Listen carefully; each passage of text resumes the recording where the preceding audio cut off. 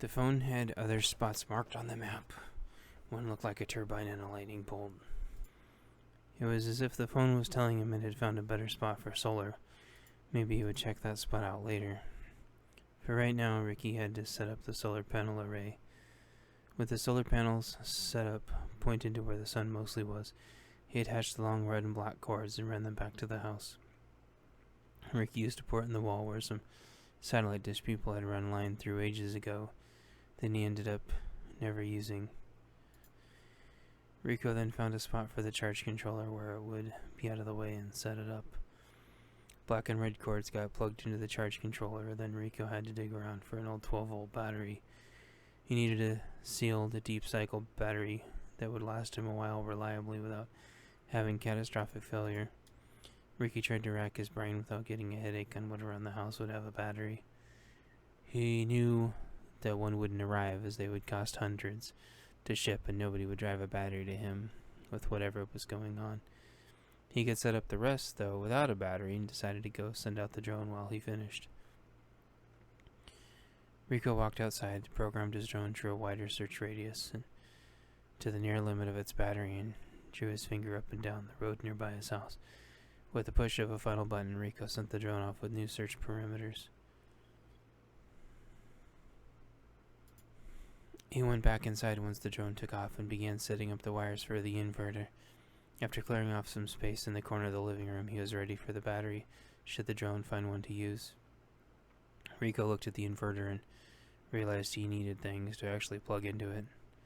He had the backpack, of course, but wondered what else he could plug in. The fridge hadn't been used in years, it seemed like, and not much else needed electricity. The water tank heated using fuel from an underground propane tank that had enough fuel in it for years at the rate Rico rationed it, but the stove used gas also. That gave Rico an idea, and he ran a second pair of black and red wires to a hot water controller.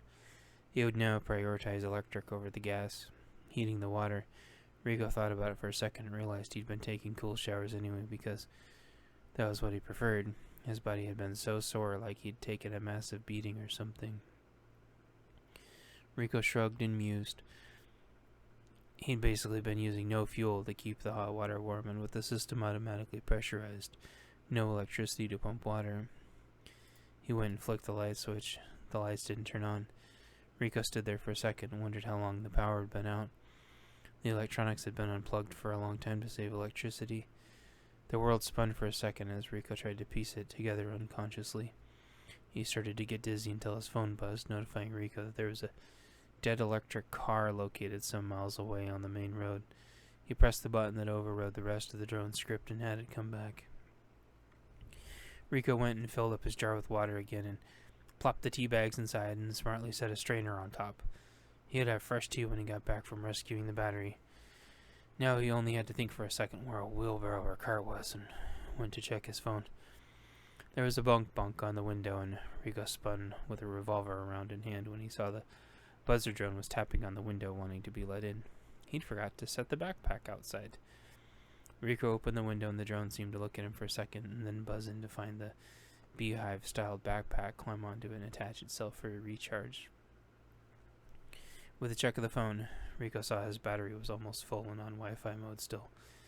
He nodded and checked the map to see a wheelbarrow logo and set off to find the identified wagon to see what condition it was in. Trusty broom in hand, Rico set off, leaving his backpack behind with a cowboy hat on and a can of Fixie Flat in his back pocket, a tea jar sitting in the sun ready for his return. The wheelbarrow ended up being in decent enough shape, with only some cobwebs and dirt structurally speaking. The tire was flat, of course, but the half-full can of Fixie Flat had the tire full and temporarily plugged in no time. Rico stuffed the can in his back pocket and put his leather work gloves on, and away he went down the road. Chapter 7. Asphalt Journey. No cars drove by in either direction. He seemed to recall that it wasn't a terribly busy road anyway, so walking down the side of the road wasn't of any personal risk or consequence. Rico tried stopping and listening every once in a while, but didn't even hear any farm equipment. Maybe nobody was around, he wondered. Maybe off to an event in town. Of course, Rico had no way of getting anywhere. His vehicle was suspiciously gone. He tried to remember what kind of vehicle he usually drove, but it hurt to attempt memory recall. About 2 miles of bopping down the road, Rico had a lot of time to think. This used to be a dirt road that was nearly impassable when the rains would hit, and it was all prior BLM land, shoved up against native land, and hadn't had repairs funded in ages. Finally, though, the government had to give up the land and the state was able to fund roads again.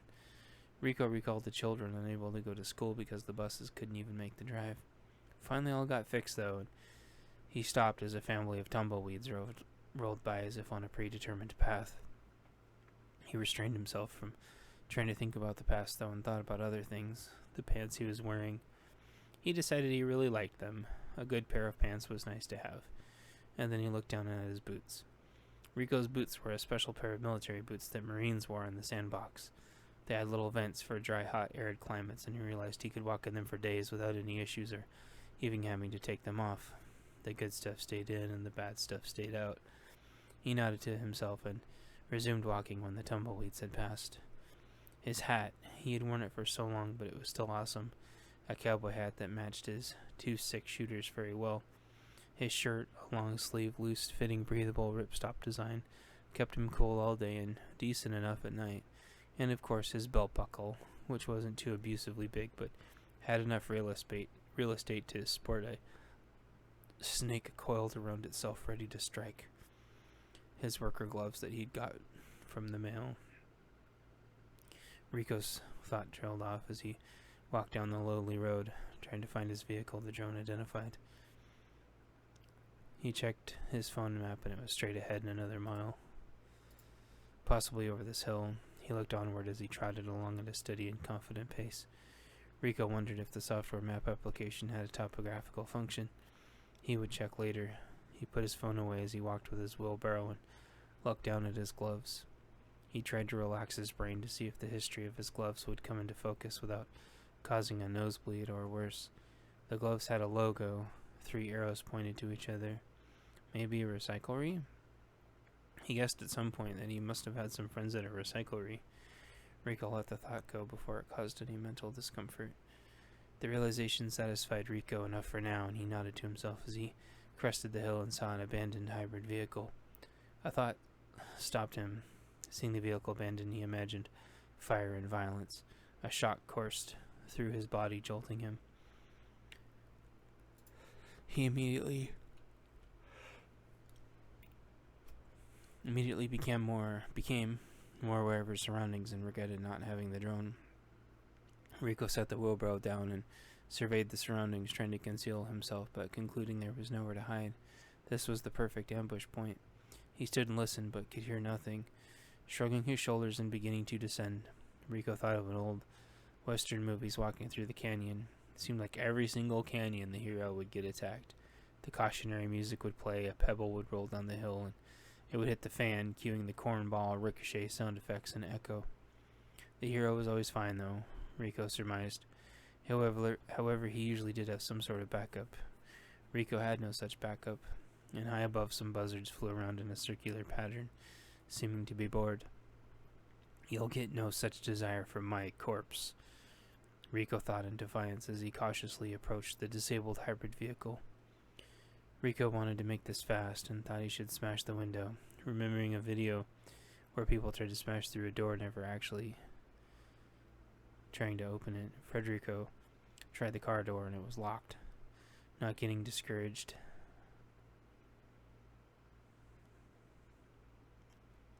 he tried the other 3 and opened the trunk.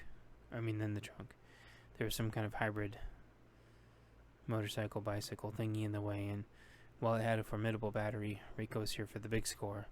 With his multi-tool out, Rico maneuvered the bike out of the way, which was attached to a hitch of some sort. Rico surprised himself when the hatch opened, and he quickly crawled through to pop the hood, then crawled back out to his wheelbarrow. He realized after doing it this was a wise decision. Most modern car alarms would go off opening a door from the inside without the key fob. If he hadn't attracted any attention yet, that definitely would have. No time would be wasted searching through the car. Rico was here for one thing and one thing only. He only prayed the battery's electrolytes hadn't been cooked off from being exposed in the prolonged direct sun.